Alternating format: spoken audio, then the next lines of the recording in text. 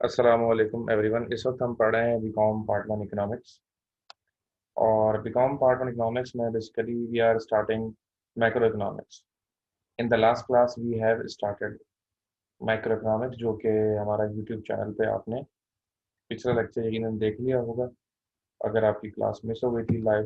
ठीक है, या जिन्होंने अभी तक नहीं देखा है, मेरी क्लास के बाद वो वाली क्लास भी ज़रूर देख लीजिएगा, ताकि अगर कोई बात आपसे आपके समझ में अगर नहीं भी आ रही होगी तो इंशाल्लाह वो वाली क्लास आप देखेंगे तो इंशाल्लाह वो बात आपको बिल्कुल क्लियर हो जाएगी। सही है जी। तो डियर स्टूडेंट, जैसा कि आपके सामने स्क्रीन शेयर हुई हुई है, आपको नज़र आ ही रहा है। तो ये हमने मैक्रो इकोनॉमिक्स लिखा हुआ है, और लास्ट क्लास में हमने मैक्रो इकोनॉमिक्स का पहला सवाल शुरू किया। पहला सवाल क्या था? Define national income and explain the different concepts of national income. Define national income and explain the different concepts of national income। तो नेशनल इनकम जो होती है बेसिकली पूरी कौम की आमदनी। जब पूरी कौम की आमदनी को आप एक जगह पर जमा कर लेते हैं तो उसे क्या कहते हैं? उसे नेशनल इनकम कहा जाता है। अब पूरी कौम की आमदनी निकालना इतना आसान नहीं होता। ठीक है जी, क्योंकि जाहिर है कि यार हमारे यहाँ मुख्तलिफ किस्म के लोग हैं। किसान हैं, परचून वाले हैं, मेडिकल वाले हैं, सब्जी फ्रूट वाले हैं, चौकीदार हैं, माली हैं, भंगी हैं, कसाई हैं। ठीक है जी। फिर ये तो वो लोग हैं जो ज़्यादा पढ़े लिखे नहीं होते हैं, या कुछ तो बिल्कुल ही नहीं होता। ठीक है। फिर कुछ मिडिल लेवल होते हैं, थोड़ा बहुत इंटर मैट्रिक पास होते हैं, जॉब कर रहे होते हैं। ठीक है।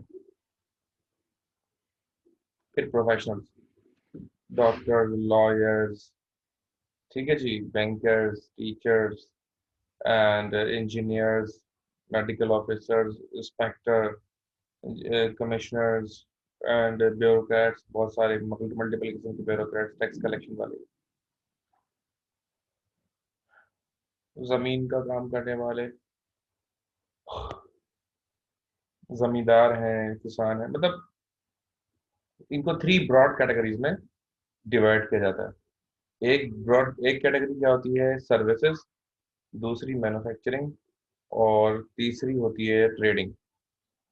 अब मुल्क में कितने लोग काम करें? बहुत सारे मुल्क में इस तरह के लोग ही काम करें जिनको खुद नहीं पता होता कि वो कितना कमाते हैं।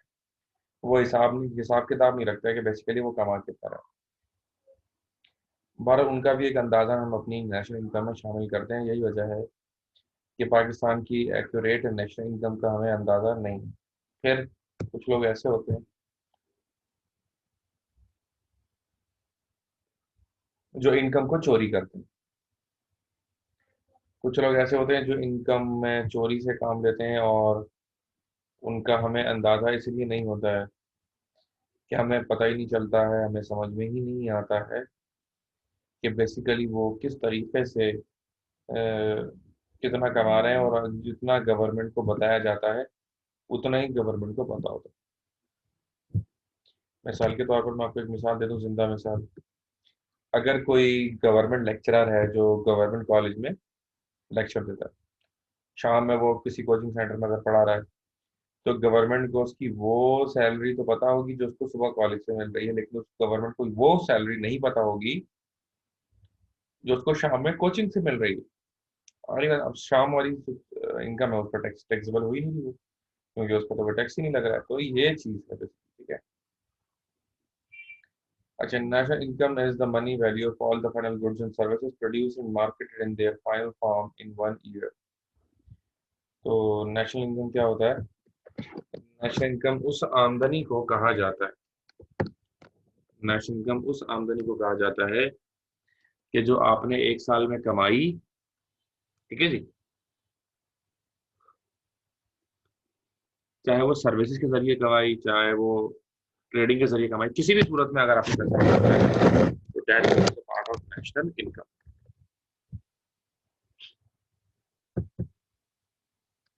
अच्छा जी। इसके बाद है हमारे पास कॉन्सेप्ट। मैंने आपको पढ़ा था जीएनपी, जो सब रेजिडेंट्स और पाकिस्तानियों ने जो अर्निंग की है उसको ग्रॉस नेशनल प्रोडक्ट कहा जाता है। फिर जब ग्रॉस नेशनल प्रोडक्ट में से डेप्रिसिएशन को माइनस कर दिया जाए, वो नेट नेशनल प्रोडक्ट कहलाता है। ये लिखा हुआ है। आई होप कि आप साथ साथ स्क्रीन शॉट ले लेंगे जिन्होंने ये नहीं पढ़ा हुआ था, ठीक है। यही तरीका है, देखें कि अगर आपने कुछ नहीं पढ़ा हुआ है तो आप उसका हाथ के हाथ स्क्रीन शॉट ले लें, ठीक है।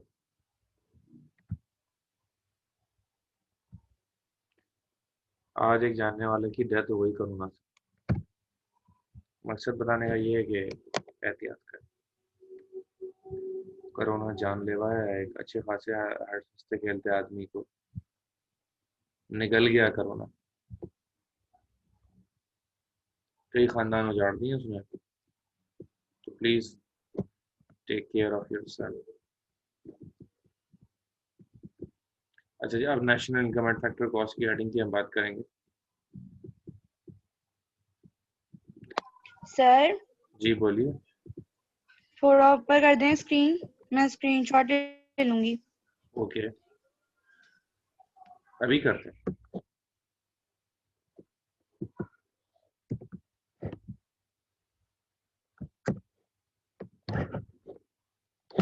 यहाँ से आपने कॉपी करना है। अच्छा, पहले जिन्होंने ऊपर का नहीं लिखा हुआ वो स्क्रीनशॉट ले लें। यहाँ से स्क्रीनशॉट नंबर 1, जो नहीं लिया हुआ स्क्रीनशॉट ले लें। Screenshot number done. 2, ठीक है जी। अच्छा, आगे चलते हैं।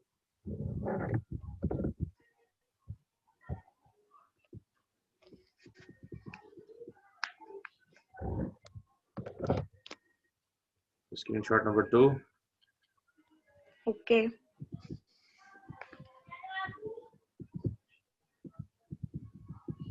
तीसरी हेडिंग नीचे पेज पे ले जाते हैं।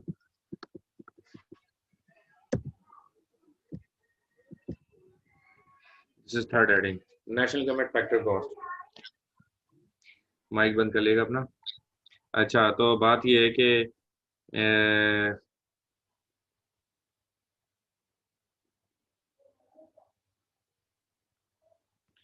तो बात ये है कि देखें, there are 4 factors of production. अच्छी खासी बात हो चुकी है फैक्टर्स ऑफ प्रोडक्शन का। There are 4 factors of production. कौन कौन से फैक्टर्स ऑफ प्रोडक्शन होते हैं? Land, labour, capital and organisation. ठीक है जी। There are 4 factors of production: land, labour, capital and organisation. सबसे पहला है जी लैंड। ये लिखा हुआ देखें आप, इसमें हाईलाइट करूँ। Land, labour, capital and organisation, ये लिखा हुआ। जमीन, भाई देखें कुछ भी पॉसिबल नहीं है अगर जमीन ना होती तो कुछ भी ना होता।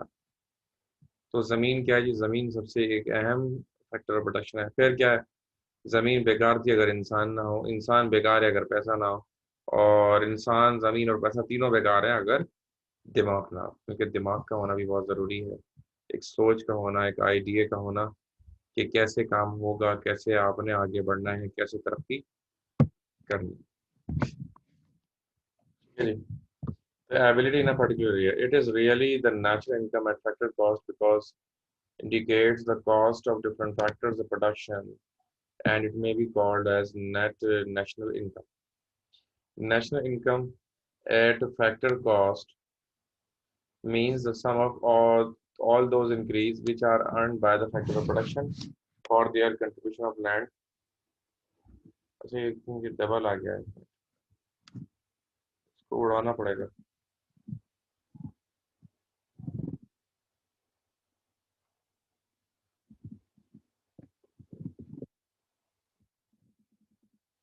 ये बोल रहा हूँ, इतना बड़ा क्यों लग रहा है मुझे आपसे। The difference between national income at factor cost and national income, net national product arises from the fact that indirect taxes and subsidies cause the market prices of output to be different from the factor income resulting from it. तो बात ये कि जो net national income है ना, ये है basically national income, net national product minus indirect taxes plus subsidies. Indirect taxes क्या होते हैं? वो तमाम चीज़ें इनडायरेक्ट टैक्स होती हैं जो हम किसी प्रोडक्ट को खरीदने में पैसा देते हैं ना गवर्नमेंट को, वो इनडायरेक्ट टैक्स होते हैं। सब्सिडीज क्या होती हैं? Subsidies are the discounts.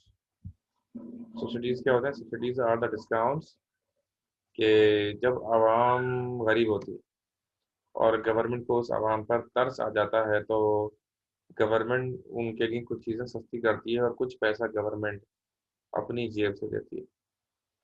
तो वो जो गवर्नमेंट अपनी जेब से दे रही होती है उसे कहा जाता है सब्सिडीज। ठीक है जी।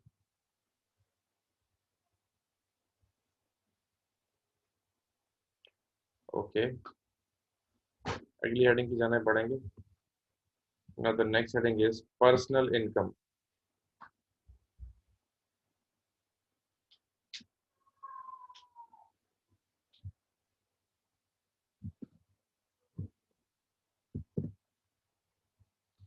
पर्सनल इनकम वो इनकम होती है जो इंसान की अपनी होती है। यानी कि अगर कोई उसके ऊपर जिम्मेदारी है और अगर उसने वो जिम्मेदारी अदा कर दी है उसके बाद जो अगर कुछ बच गया है तो that is personal income. Personal income is the sum of all incomes actually received by all individual during a given year. देखें, इंसान जितना कमाता है उतना ही वो रिसीव करे ज़रूरी नहीं है, क्योंकि कुछ लाइबिलिटीज होती हैं जो कि अल्टीमेटली पे ऑफ होनी होती है। तो जब लाइबिलिटीज आपकी ही इनकम से पे होनी होती हैं तो आपकी ओवरऑल जो इनकम होती है उस पर इफेक्ट आ जाता है। तो जो आप पर टैक्सेस लगते हैं, कॉर्पोरेट टैक्सेस। अब कॉर्पोरेट टैक्सेस क्या होता है, मैं इसकी एक मिसाल दूं। मिसाल के तौर पर बिलाल भाई की बात कर लेते हैं। बिलाल भाई की तनख्वाह 1 लाख रुपए है। उनको एक साल में कितनी तनख्वाह दी जाती है जी? 12 लाख रुपए। महीने का 1 लाख, एक साल के 12 लाख के 12 महीने होते हैं।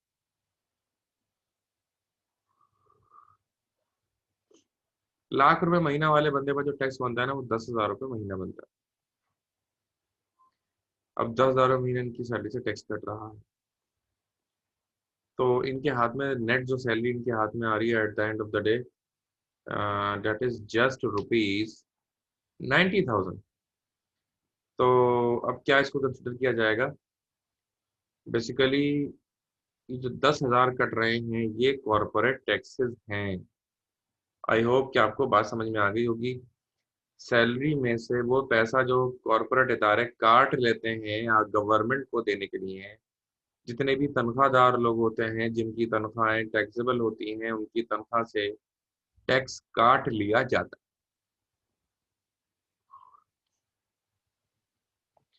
उनकी तनख्वाहों से टैक्स काट लिया जाता है और टैक्स काटने के बाद उनको तनख्वाह दी जाती है तो वो तो हाथ में ही नहीं आता ना सैलरीड पर्सन के। तो this is a kind of corporate tax. अच्छा जी।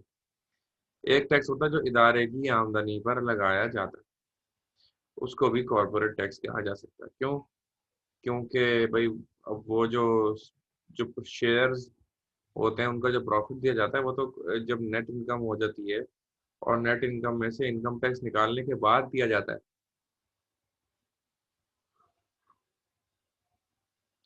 तो वो पैसा जो निकाल लिया गया वो क्या कहलाएगा? वो कहलाएगा कॉर्पोरेट टैक्स। अच्छा जी। Social security contribution. देखें, बिजनेसमैन जहां से अर्निंग कर रहा होता है, जहां से वो पैसा कमा रहा है, तो ये उस बंदे की रिस्पॉन्सिबिलिटीज में बाकायदा तौर पर शामिल होता है कि जहां से वो अर्निंग कर रहा है, जहां से वो पैसा कमा रहा है, वहां पर वो सोशली कुछ कंट्रीब्यूट करे। मुआशरे की सेफ्टी के लिए, मुआशरे की डेवलपमेंट के लिए उसका कुछ ना कुछ कंट्रीब्यूशन होना चाहिए। ठीक है जी। अगर वो कंट्रीब्यूट करता है तो इसका इम्पैक्ट क्या आएगा जी? इसका इम्पैक्ट ये आएगा कि मुआशरा बेहतर होगा। बेहतर होगा तो मुआशरे में उसकी सेल बढ़ेगी, उसकी वैल्यू खुद ब खुद बढ़ेगी।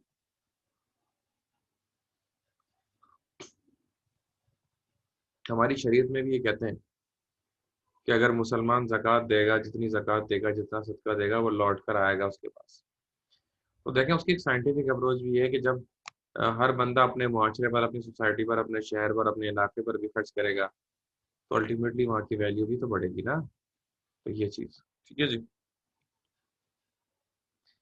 तो सोशल सिक्योरिटी कंट्रीब्यूशन क्या है कि यतीमों पर पैसा लगाना, गरीबों पर पैसा लगाना, इस तरह की बात है इसमें। ठीक है, इसके बाद है ट्रांसफर पेमेंट्स। देखें जी, पैसा मुसलसल सर्कुलेट करता रहता है। पैसा एक ऐसी चीज है जो कभी भी किसी एक बंदे की जेब में जाकर टिकता नहीं। पैसा कभी भी किसी भी बंदे की जेब में जाकर टिकता नहीं है। बेटा महानूर, अपने बारे में बताइए। अच्छा, तहनीत नाम है ना आपका? अभी याद आ गया मुझे, शुक्र है ना, तहनीत नाम है आपका। अभी मैं डिलीट करने वाला था आपको। अच्छा, बाकी तो कोई भी नहीं, किसी और नाम से।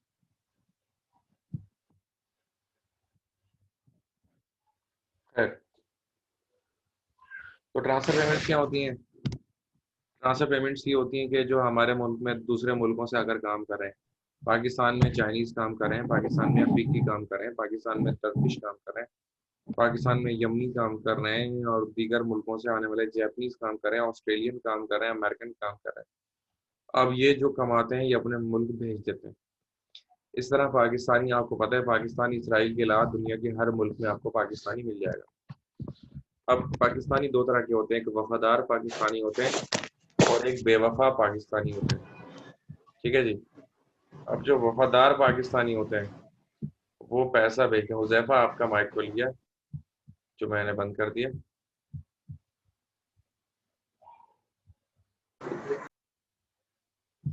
इसलिए मैं ना माइक परमानेंटली बंद कर देता हूँ ताकि कोई बीच में खोल के गड़गड़ ना हो ना साउंड में।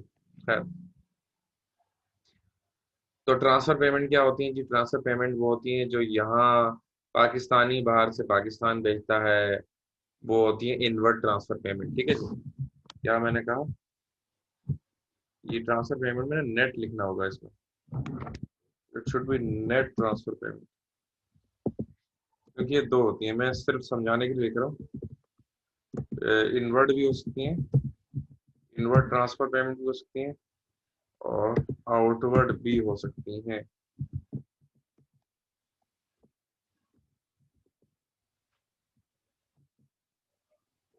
ट्रांसफर पेमेंट दोनों साइड से हो सकती है, इनवर्ड भी और आउटवर्ड भी। तो इसमें क्या आता है जी? नेट ट्रांसफर पेमेंट आता है। इनवर्ड जो पैसा आया, इनवर्ड जो पैसा गया। इन मतलब आना है, आउट मतलब जाना। तो इनवर्ड आउटवर्ड इसमें दोनों हो सकता है। अमूमन क्या होता है जी? अमूमन पैसा आ रहा होता है ज़्यादा पाकिस्तान में। क्यों? क्योंकि पाकिस्तान एक ऐसा मुल्क नहीं कि दूसरे मुल्कों से लोग आकर यहाँ पर जॉब करें। अमूमन पाकिस्तान के लिए अपॉर्चुनिटीज़ बहुत हैं, लेकिन पाकिस्तान आकर गैर मुल्कियों के लिए अपॉर्चुनिटीज़ कम है। क्योंकि यहाँ पर पाकिस्तानियों के लिए, अपने लिए ही अपॉर्चुनिटीज़ कम है, तो हम गैर मुल्कियों को कहाँ से कोई ख़ास इंटरटेन कर पाएंगे। ठीक है। कितनी हेडिंग हो गई? पर्सनल इनकम हो गई। अब पर्सनल इनकम के बाद अगली हेडिंग लिखेंगे हम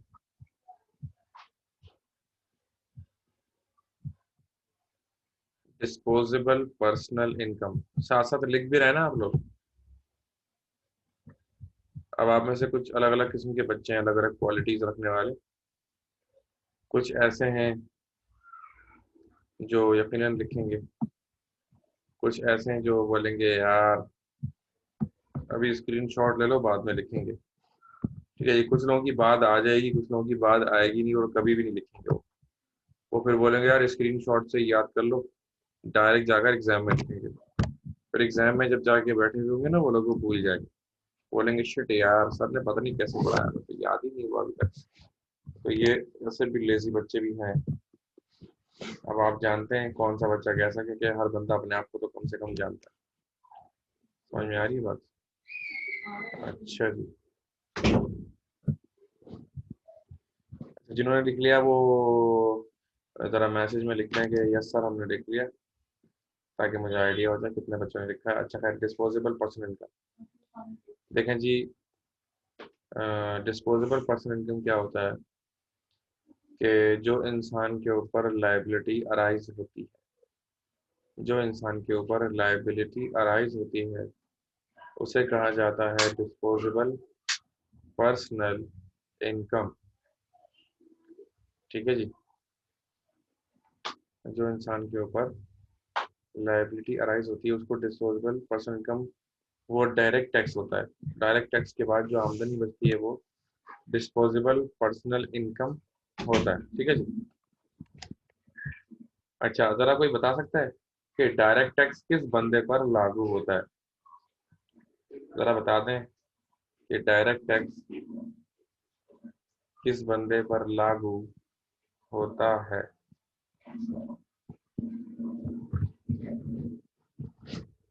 tell me tell me tell मी।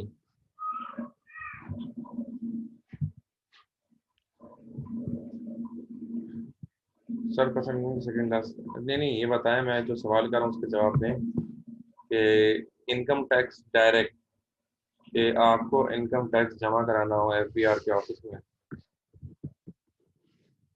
किस बंदे पर ये अप्लाई होता है? जरा बता दे कोई, अगर किसी को पता तो। पहले इसको मतलब समझा देता हूँ, फिर अपने अल्फाजों में समझाऊंगा। From the personal income, individual are required to pay the direct tax, income tax to the government. When these taxes are paid to government from the personal income, the amount left over is called disposable personal income, ठीक है जी।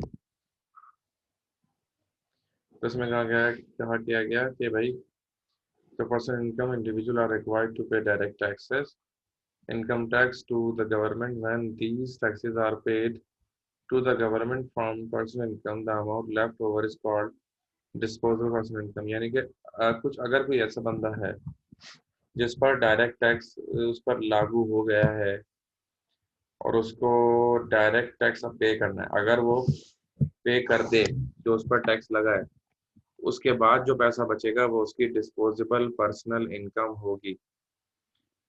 यानी कि direct tax पे करने के बाद जो पैसा बचेगा वो उसकी डिस्पोजेबल पर्सनल इनकम होगी।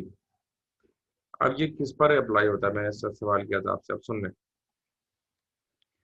हर वो बंदा जो एक साल में 6 लाख रुपए, पाकिस्तानी कानून है, पाकिस्तानी कानून एक साल के लिए होता है और हर साल चेंज होता है। 2 जनवरी, सॉरी, ये होता है जून जुलाई की 1 तारीख से लेकर जून की 30 तारीख तक। इस वक्त जो कानून चल रहा है वो जुलाई की 1 तारीख, 1 जुलाई 2020 से अप्लाई हुआ है और 30 जून 2021 तक अप्लाई रहेगा। इसमें क्या हुआ कि वो बंदा के जिसकी तनख्वाह 6 लाख रुपए से ऊपर है, महीने की नहीं, एक साल की, यानी 50,000 से ज्यादा जो शख्स कमा रहा है उसको देना होगा टैक्स। 50,000 से ज्यादा जो बंदा कमा रहा है उसे क्या देना होगा जी? टैक्स देना होगा, सही है। और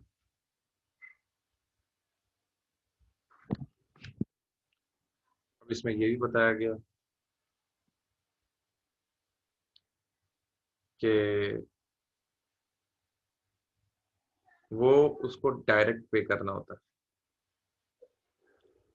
किसी भी मद में लिया जाएगा उससे, उसको खुद जाकर उसको पे करना होगा। Disposable can either be consumed or saved because individual have full liberty to spend this income or to save it.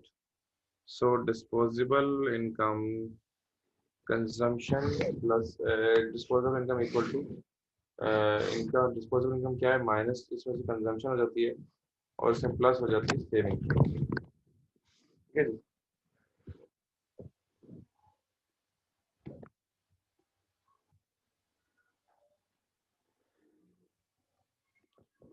कितना परसेंट पे करना होता है, एक बच्चे ने सवाल किया है। तो बेटा टैक्स के रेट जो है ना वो अलग अलग होते हैं, कहीं पर 0.5, कहीं पर 1, कहीं पर 2, कहीं पर 10% भी देना होता है। वो बंदा जिसकी महीने की तनख्वाह 6 लाख रुपए, उसको 10% यानी कि 60,000 रुपये महीना तो सिर्फ टैक्स पड़ जाता है।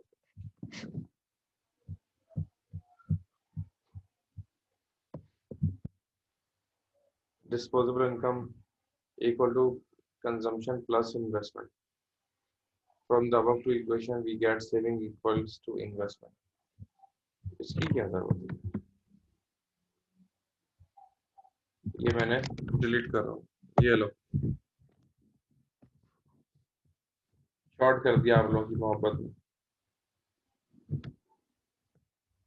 यकीनन कुछ बच्चों ने लिख लिया, अच्छा कि आपने लिख लिया। फिर अब मार्क कर लें कि कहाँ तक करना है, ठीक है।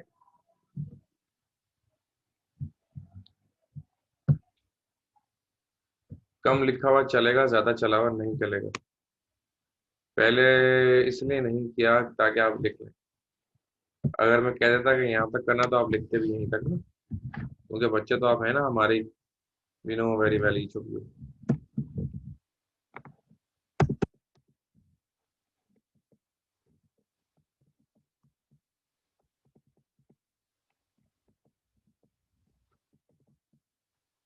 क्या मुसीबत।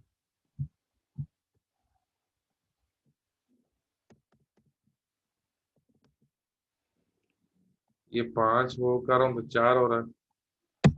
चलो 6 करके देखता हूँ उसको। 5 हो गया, ठीक है, अब सही।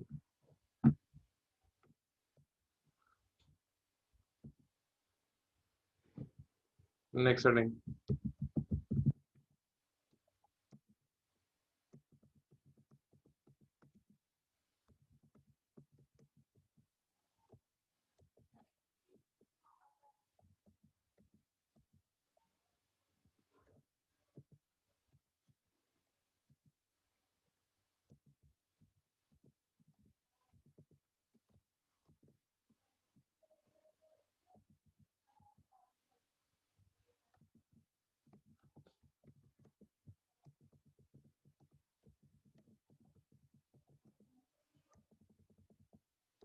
लिखें जी साथ साथ। Gross domestic product.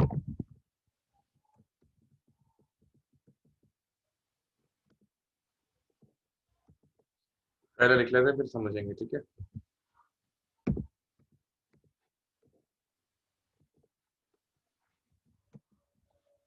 Is the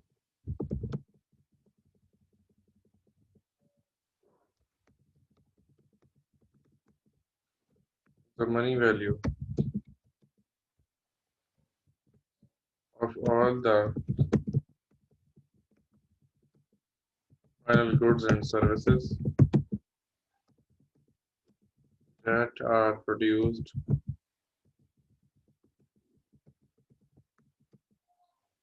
in their final form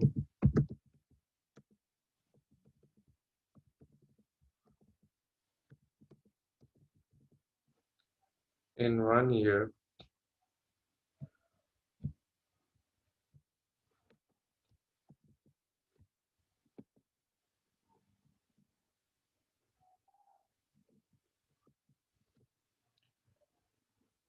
gross domestic product is the money value of all the final goods and services that are produced in their final form in 1 year.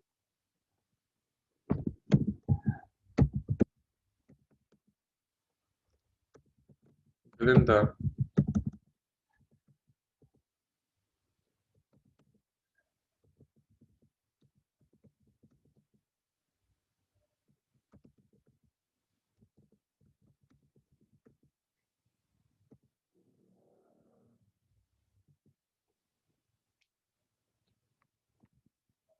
within the domestic territory of the country. Gross domestic product is the money value of all the final goods and services that are produced in their final form in 1 year within the domestic territory of the country. In GDP,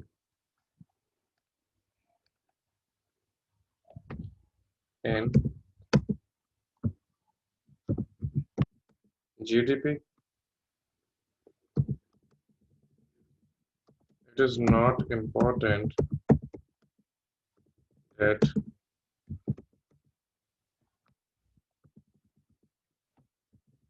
who has produced wealth, but the important thing is that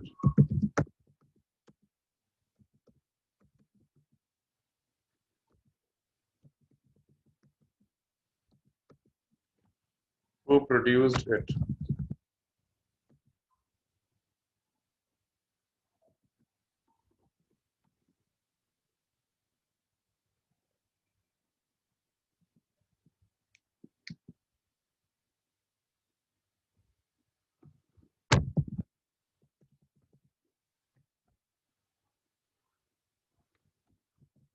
where it is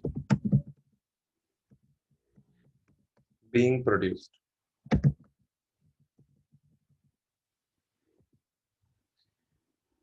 GDP में क्या important होता है कि ये कहाँ produce हुई है दौलत, यानी कि अब जीडीपी क्या होता है कि वो तमाम दौलत जो पाकिस्तान के ज्योग्राफिकल बॉर्डर के अंदर प्रोड्यूस हुई हो, वो इसका हिस्सा होती है। वो सारी दौलत जो पाकिस्तान के ज्योग्राफिक बॉर्डर के अंदर अगर प्रोड्यूस हुई है तो उसको जीडीपी में शामिल किया जाता है, ग्रॉस डोमेस्टिक प्रोडक्ट के अंदर उसे शामिल किया जाएगा। ठीक है जी, वो जीडीपी में शामिल हो जाएगी। लेकिन अगर वो मुल्क बॉर्डर के बाहर अगर वो चीज़ प्रोड्यूस हो रही है, वो जीडीपी में शामिल नहीं हो सकती। पाकिस्तान के बॉर्डर के अंदर किया, भले से वो पाकिस्तानी ने किया या नहीं, तो फिर तो वो शामिल है हमारे ग्रॉस डोमेस्टिक प्रोडक्ट में। लेकिन अगर पाकिस्तान से बाहर किया, भले पाकिस्तानी ने किया हो, तब वो शामिल नहीं। किसने दौलत प्रोड्यूस की, यहाँ पर ये इंपॉर्टेंट नहीं होता जीडीपी में। जीडीपी में क्या इंपॉर्टेंट होता है कि किस बॉर्डर के अंदर, किस मुल्क के अंदर हुआ। जो कुछ भी पाकिस्तान के अंदर प्रोड्यूस हुआ, चाहे वो पाकिस्तानी ने किया या गैर पाकिस्तानी ने किया, गैर मुल्की ने किया, that will be the part of GDP, gross domestic product. आ रही है बात समझ में?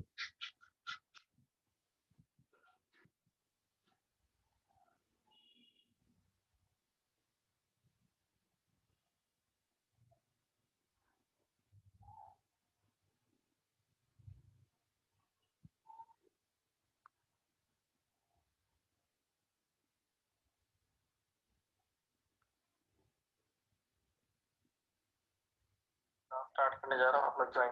अस्सलाम वालेकुम एवरीवन, मतलब मैं क्लास स्टार्ट करने जा रहा हूँ, आप लोग ज्वाइन कर सकते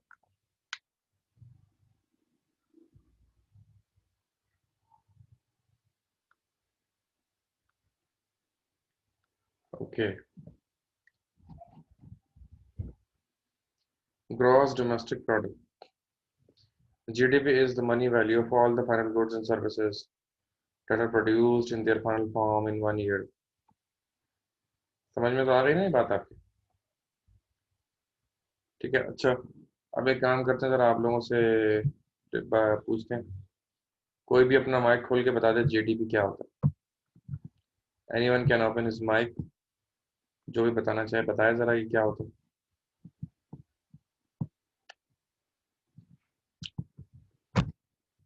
जी। कौन बताएगा? आरिफ, बिलाल, फातिमा, हमजा, हुज़ैफा, सर इस्माइल। जी जी बोलिए बोलिए। मुल, मुल्क की वो आमदनी जो बॉर्डर के अंदर रहते हुए प्रोड्यूस या वो गेन की जाए, वो हम्म, जीडीपी में हो चाहे वो पाकिस्तान ने की हो या अमरीकी ने या ना किसी कि। भी गैर, वहाँ किसी ने भी की हो। समझ में आ गई ना बात? जी देखें सिंपल है बहुत जीडीपी। अच्छा, जीडीपी का लफ्ज जो है ना, चले बस ठीक है। जीडीपी का जो लफ्ज है वो बहुत ज्यादा यूज होता है। अगर आप देखें जी न्यूज वगैरह, तो जीडीपी का लफ्ज बहुत आता है। आप गूगल पे सर्च करें करंट जीडीपी ऑफ पाकिस्तान, तो उसके बारे में बहुत कुछ आपको मिल जाएगा। Point number 7, net domestic product.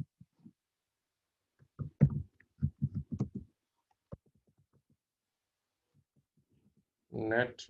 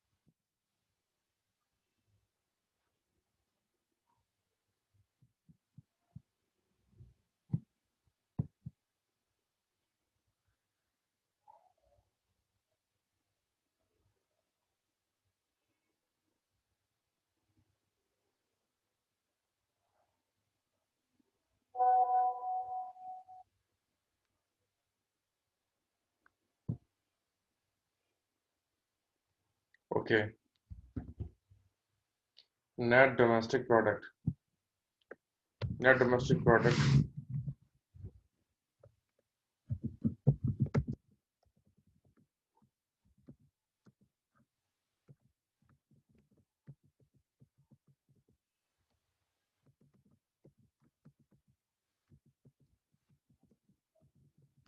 can be